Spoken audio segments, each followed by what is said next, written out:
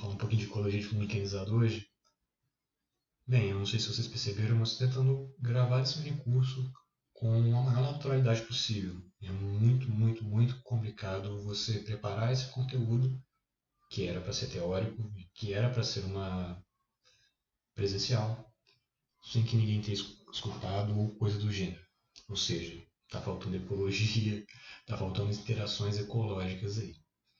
Então, vamos falar um pouquinho de ecologia de fundo organizado, que é uma parte muito interessante, muito simples, e que talvez seja a parte da qual os fungos sejam mais famosos, os fundos organizados sejam mais famosos. Bora lá!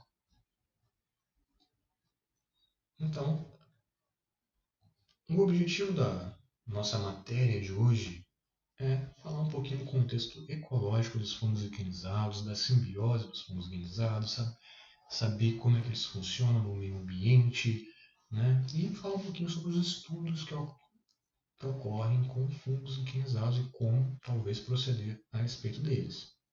Essa é uma parte que também seria prática, a nossa prática de coleta, fazer um pouquinho de estudo de fungo liquenizado, mas por motivos de pandemia nós não faremos, infelizmente. E bem, a famosa e famosa e famosa simbiose liquênica. Todo mundo, desde o ensino médio ou do ensino básico, talvez eu fale assim, o que é o líquido? Mutualismo. Mas não é bem assim. É muito mais privilegiado a parte mutualística dos fungos liquenizados, nos quais os fungos, né, e as algas, todo mundo sai feliz da vida, todo mundo sai bem.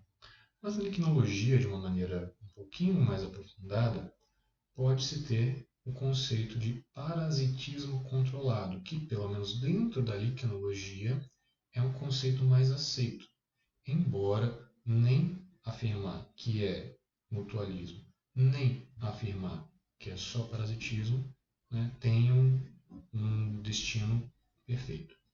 Então, se é no amorzinho ou se é no interesse.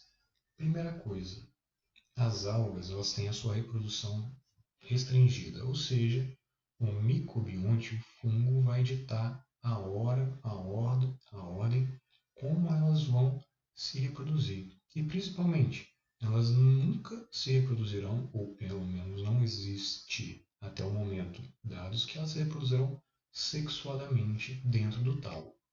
Okay? Outra coisa, as células dos fotobiontes elas ficam deformadas, ou seja, elas acabam por reduzir pelo menos na metade o seu tamanho de vida original. E, eventualmente, o fungo ele pode comer aquela alga lá, degradar aquela alga que está lá, vindo a falecer, vindo a senescer. Uma coisa que é importantíssima a gente deixar claro é que o fungo ele não vai penetrar ativamente na alga, ok? Ele vai ter estruturas, né, os austórios, que vão encostar na alga e de alguma maneira fazer com que a difusão dos carboidratos, né, das algas sejam mais facilitadas para o fungo. O fungo ele não está lá parasitando, enfiando o seu austório dentro da alga para consumir ela. Ou seja, o fungo ele vai cultivar essas algas assim como se a gente cultivasse uma alface um coentro na nossa horta. Por exemplo, eu cultivo um coentrinho ali e detesto quando dá flor. Então eu vou sempre remover ali a parte que tem flor, etc, para que isso não seja prejudicial para a minha produção. E a mesma coisa para com os fungos liquenizados.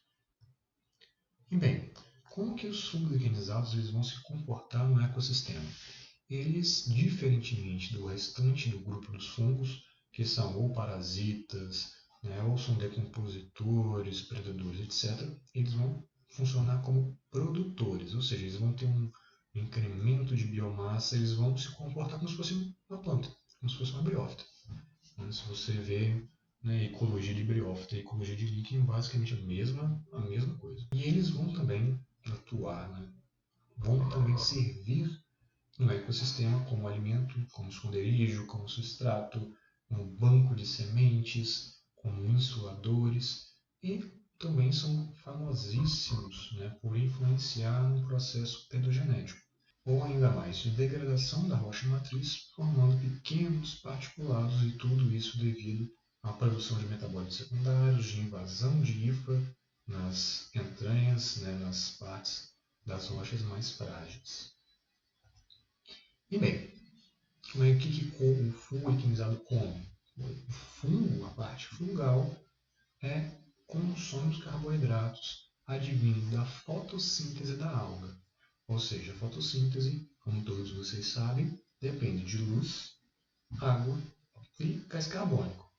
Então, a alga no interior do micélio, no interior do talo, vai ser dependente desses fatores para a sua produção primária. E o fungo vai, por alguma forma, consumir esses carboidratos, pegar esses carboidratos e produzir sua biomassa. Os fungos alquinizados não possuem raízes, estômago, cutícula, etc, etc, etc. Portanto, demais nutrientes são jogados passivamente, são ofertados passivamente para o talo, seja pelo vento, seja pelo escoamento de água de chuva, etc, etc. E eles não são seletivos graças a essa anatomia deles. E eles são peciloídricos e extremamente resistentes à dessecação. Ou seja, a hidratação do talo vai ser feita, inclusive, apenas por vapor de água presente no ambiente. Por mais que não seja evidente, por exemplo, fungos alquinizados de restinga, eles estão lá, hidratadões, felizões, somente com a pequena umidade que tem ao redor deles, seja proveniente do mar, seja proveniente da vegetação ao redor. Os fungos alquinizados também servem de alimento. Aqui ilustrado, né, umas renas, caribus e bisões, né, animais e humanos, inclusive, que vivem em regiões que ficam congeladas em uma boa parte, consomem esses alimentos, esses fungos alquinizados, para não morrer de fome. Okay? Desde os primórdios também, fungos alquinizados são utilizados na alimentação, mas a gente vai deixar isso um pouco mais para a parte de metabolismo secundário. São utilizados naturalmente e artificialmente como proteção e camuflagem. Aqui tem uma foto de uma colega que ela fotografou um ninho de beija-flor. O ninho de beija-flor ele é muito característico de ser constituído por esses talos foliosos. Ele vai garantir insolação, impermeabilidade, né? Vai garantir, inclusive, hipoteticamente, alguma proteção microbiana graças ao metabólito secundário dos fungos alquinizados. Beleza? Esse aqui à direita, né, foi fotografado lá no Parque Estadual Paulo César Vinhas. Ele fornece a camuflagem ideal, né, para a proteção dos filhotes e para a proteção dos adultos de aves. Né?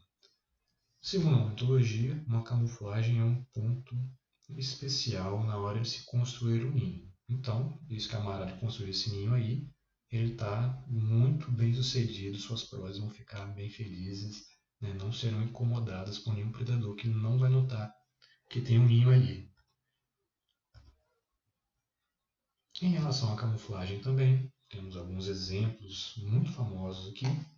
Essa é uma imagem da internet que tem, né, um padrão de coloração, né, de alguns répteis que mimetiza o padrão de coloração do tronco de árvore com os fungos alquinizados. Então vamos auxiliá-los, né, na sua sobrevivência. Aqui embaixo o padrão de coloração de mariposas com líquens. Existem outros casos, por exemplo, o uso de César louva-a-Deus da Rebi Augusto Rus, que também tenta mimetizar os padrões de coloração, não só dos líquens, mas como o córtex da árvore. Aqui a gente tem uma ninfa de bicho lixeiro que vai formar essa espécie desse casulo, e vários líquens ainda vão crescer em cima, dando um quê a mais na sua camuflagem. E onde ocorrem esses tais fungos alquinizados? Ocorrem do Polo Norte ao Polo Sul. Só não ocorrem muito bem em ambientes subaquáticos de água salgada. Até a água doce, se for num ambiente raso, tem fungo alquinizado ocorrendo lá. Então, ambientes quentes, ambientes frios, ambientes úmidos, ambientes secos, no neotrópico, no paleotrópico, zonas temperadas, zonas polares, glaciais e por aí vai. E existe uma seleção de substratos e a gente pode, em termos ecológicos, dar nomes ao tipo de comunidade, ao tipo de fungo que vai colonizar qual tipo de substrato. Então nós temos corticícolas, saxícolas, folícolas, terrícolas, nucícolas, vagantes e aqueles que são indiferentes, né, que podem ocorrer em qualquer substrato, inclusive os artificiais. Então vamos lá falar um pouquinho sobre isso. Os líquens saxícolas são aqueles que ocorrem sobre rochas, ou seja, saxon, né, é o prefixo de rocha. São dependentes, então, de pH da rocha, se a rocha é uma rocha máfica, se é uma rocha félsica, da porosidade da rocha, do tipo de, o quanto que a rocha vai absorver água, a altitude que essa rocha vai estar. Tudo isso são fatores que vão influenciar bastante na distribuição da comunidade liquínica do local. Aqui em cima nós temos, por exemplo, a pedra azul, que, pelo amor de Deus, fala que a rocha que é azul, que ela muda de cor. Não, ela é azul por causa dos líquidos. E aqui a gente tem também uma comunidade liquênica muito peculiar, que ela vai variar de acordo com o spray salino, de acordo com o nível de maré. Então existem também zonações liquênicas em rochas. Os fungos liquenizados saxícolas formam comunidades muito interessantes, muito interessantes. Os fungos liquenizados foliícolas são aqueles que vão colonizar superfícies de folhas. São representados por um grupo muito peculiar, são muito discretos. E ele vai demandar, vai ser dependente de fatores como luminosidade, também como umidade, o tipo de folha, e eles também terão um crescimento muito acelerado em comparação com os demais fungos liquenizados. Por quê? Geralmente o fungo liquenizado cresce muito pouco, né? Cresce milímetros ou pouquíssimos centímetros por ano, enquanto esses camaradas aí eles podem crescer numa taxa proporcional muito maior. Por quê? Para evitar a senescência da folha, né? Evitar que a folha caia, e ele conseguir se reproduzir antes desse detalhe ocorra. Então, vários líquens folícolas do gênero Strigula, né, são os mais comuns que a gente conhece por aqui. Os fungos liquenizados muscícolas são aqueles que ocorrem sobre musgos. Né? Eles não necessariamente dependem e crescem especificamente sobre musgos, mas eles são um pouquinho mais diferentes, o que permite a eles crescer sobre tal. Então, a gente tem aqui exemplos de pelo menos até 2 fungos crescendo sobre musgos. E existem alguns autores que ainda falam que estes camaradas que crescem sobre os musgos, em uma pequena parte da sua vida, extraem, né, de uma forma quase que parasítica, né, quase que saprófita, nutrientes para o desenvolvimento posterior do talo. Fungos que nós chamamos de corticícolas, ou seja, aqueles que vão crescer sobre o córtex de árvore. Então, a comunidade corticícola vai ser influenciada por diversos fatores, como a textura da árvore, se ela é muito lisa, se ela é muito, né, irregular, se o pH da casca da árvore já sabe que, dependendo do pH da casca da árvore, teria comunidades diferentes. Capacidade de retenção de água dessa árvore que pode influenciar também. A persistência desse córtex, ou seja, se eu tenho um córtex que ele é persistente, teria uma comunidade razoavelmente abundante. Ao passo que, por exemplo, se eu tiver mirtáceas, por exemplo, eucaliptos, que vão perder essa casca no decorrer da vida, não vai sustentar uma comunidade muito diversa nem muito expressiva no seu tronco. Fungos liquenizados terrícolas são aqueles que vão colonizar literalmente o solo, também dependentes de fatores muito semelhantes com os da rocha, como pH, porosidade, umidade, são muito característicos do gênero Cladonia. Né? A gente tem muito abundante em restingas, em outros ambientes, mas Cladonia é um dos mais expressivos, né? Crescendo diretamente sobre o chão ou eventualmente sobre o chão e a serrapilheira.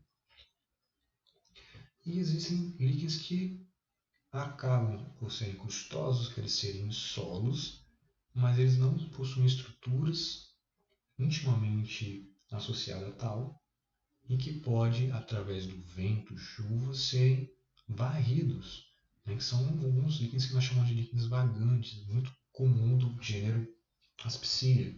Na verdade, existem outros gêneros, né, que são vagantes. E, muito curioso também, é um mito do maná. Eu acho que todo mundo conhece o maná bíblico, em Êxodo, que fala que choveu do céu uma parada doce e que o pessoal que alimentava como pão, etc, etc. E existem estudos também que indicam que seriam fungos liquenizados. Não sei se vocês sabem disso, mas fungo liquenizado também na Bíblia, né? E dá, em teoria, para comer, sim. Na verdade, existe uma grande gama de fungos liquenizados que dá para se comer, mas ficaram em segundo plano. Em relação a essa informação, existem diversos botânicos, diversos zoólogos que até contrastam e contestam, falando que não seriam líquens, seriam pteridófitas, que não seriam pteridófitas, seriam insetos, que seriam seiva da árvore que foi levada, enfim. Dá para se associar sim com esses fungos liquenizados vagantes. E tem aqueles fungos liquenizados que vão colonizar substratos qualquer, que eles são indiferentes a onde eles devem se localizar. Aqui uma foto do Adriano Spillman, na Rebelde 2015. A gente tem um Basidio líquen, que possivelmente uma Dictyonema, crescendo sobre uma garrafa plástica largada no Parque Estadual de São Francisco, Parque São Chico. Aqui, um tênis largado na natureza, onde diversas cladônias e musgos estão crescendo sobre. E aqui nós temos um carro que tem vários e vários líquens crescendo sobre. O carro foi abandonado, etc, etc. E também existem, né, possibilidades de aplicação de fungos liquenizados que tenha esse tipo de ecologia mais generalista quanto ao seu substrato na utilização de construções arquitetônicas. Inclusive, isso virou, né, modelos de inspiração, né, conceitos para a arquitetura moderna. Quem sabe em Marte, né, existem diversos estudos que falam que os fungos liquenizados seriam, dentre vários organismos, os fungos liquenizados, cianobactérias e inclusive tardígrados, seriam os únicos organismos que sobreviveriam à atmosfera marciana. Então, vários estudos foram conduzidos, levados para estações espaciais, né, expostos à radiação cósmica, ao vácuo, a temperaturas bizarras e, ao retornarem à Terra, né, esses fungos liquenizados apresentavam cerca de 60% e 70% de fiabilidade ainda. Depois de anos, de meses, de anos, de dias, tanto, né, na estação espacial quanto em simulações da atmosfera marciana em Terra. Os fungos liquenizados são famosíssimos como bioindicadores, ou seja, eles vão indicar alguma coisa, vão indicar a qualidade do ambiente e, dependendo se há alguma modificação na sua composição, podem influenciar, né? Podemos inferir qual que foi esse impacto. E também tem a função de biomonitor. Biomonitor é quando você vai utilizar um fungo liquenizado que seja, vai coletar dados de tempos em tempos e observar os parâmetros fisiológicos desses líquens, ver se existe alguma resposta que possa ser calculada, né, possa ser estimada no ambiente. Como dito anteriormente, os fungos liquenizados não possuem camadas protetoras, né, cutículas, cera, etc, etc. Então eles podem acumular bastante metais pesados, hidrocarbonetos aromáticos policíclicos, etc, etc, etc. Além de outros nutrientes ou macronutrientes que não são normalmente ocorrentes na natureza.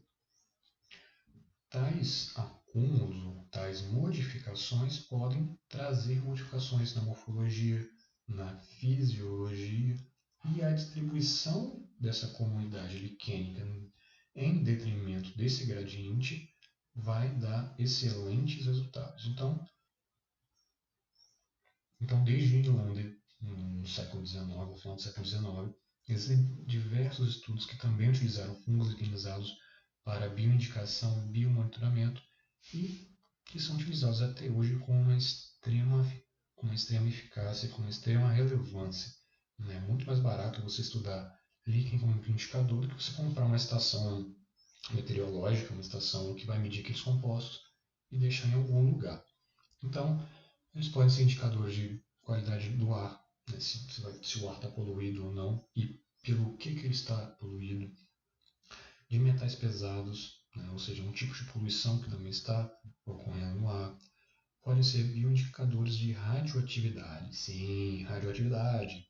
Então, em algum estudo feito na Polônia, salvo engano, Ucrânia, começou a detectar que algumas mães tinham radioatividade no leite, apresentavam radioatividade no leite materno.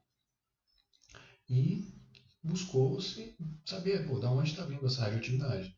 Então, aqui essas mães comiam uma farinha feita de um líquido em uma determinada região que estava contaminada com essa radiação e foi transportada, né, foi acumulada no corpo delas. Ou seja, são excelentes bioindicadores, assim como briófitas, mas talvez até os mais sensíveis e fáceis de se utilizar, né, porque eles estão lá no ambiente o ano inteiro. Carlos, mas se eu não tenho líquen, ou se eu tenho líquen, quer dizer que um ambiente ele é poluído ou ele não é poluído? Pera lá. Existem faixas de tolerância à poluição. Então, se a gente estiver, por exemplo, em uma área altamente poluída, eu vou ter uma comunidade constituída por fungos liquenizados extremamente resistentes.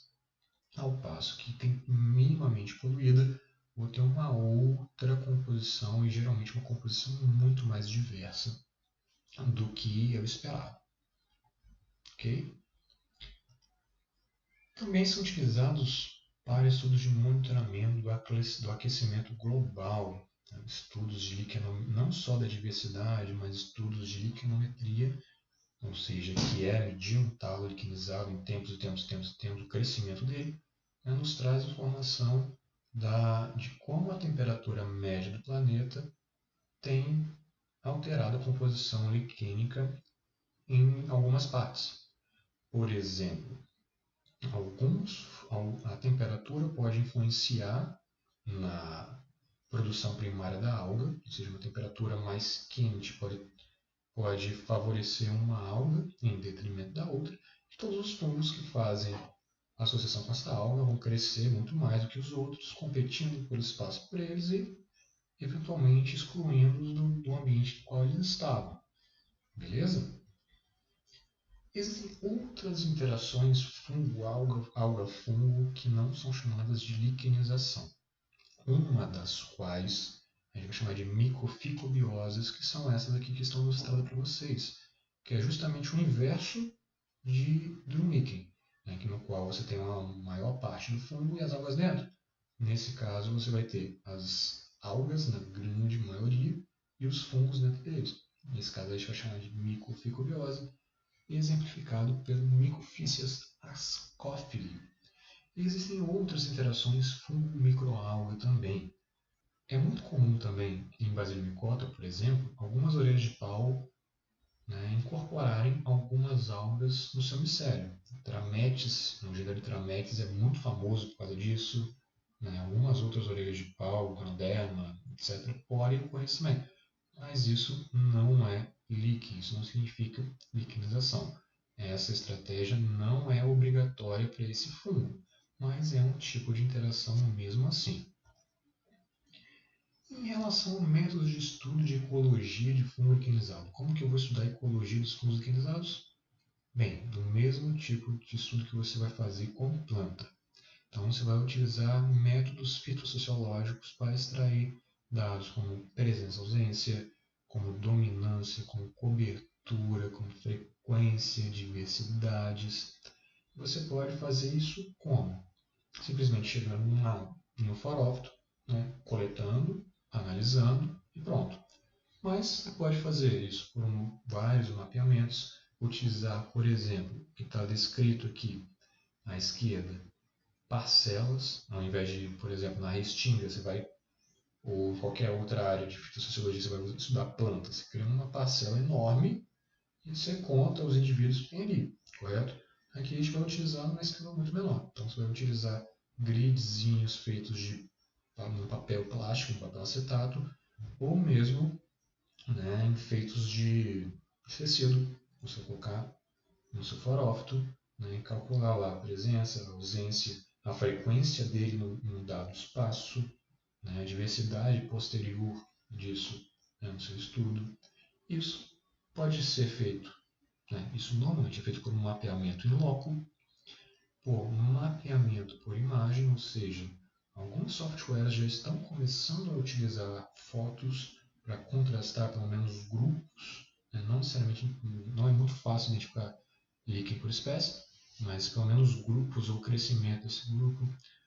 Você pode utilizar ferramentas estatísticas, né, de regressão linear, de correlação linear ou não, para inferir diversidade, crescimento. Podem ser realizados estudos de transplante, embora não tenha uma visão tão boa assim. O que consiste no estudo de transplante? Você vai pegar um talo de liquenizado de um ambiente, tirar ele e pôr em outro. Só por causa disso, só por causa dessas alterações ambientais, é muito complicado, né, você aceitar que isso seja em detrimento a, por exemplo, a poluição que você quer estudar. Então, de qualquer maneira, tudo vai depender do seu objetivo, né? Existem técnicas de estudos de fisiologia, você vai medir conteúdo de fotossíntese, né, clorofila, fiovetina, metabólitos secundários, e todos os métodos de estudo de ecologia vão passar primeiro, né, pela distribuição desses fungos no espaço, utilizando uma metodologia que seja adequada para vocês, e posteriormente, né, as análises ideais também para tratar esses dados. Existe também uma metodologia chamada de método do elástico.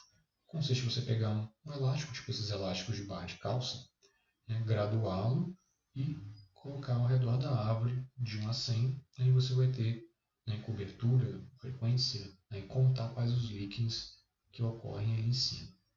É muito interessante, que era uma metodologia que a gente ia utilizar na nossa aula prática. E bem, a parte de ecologia de fundo organizado eu trouxe de uma maneira mais simplista. Na verdade, ela é muito mais complexa. Eu espero que tenha dado para vocês, né, um mínimo de insight possível, né, de onde eles ocorrem, né, de como que a gente pode estudar, quais são os fatores que ocorrem, quais são as interações que eles podem fazer, ok? Então, espero que vocês tenham gostado dessa parte e, no próximo, até a parte de química.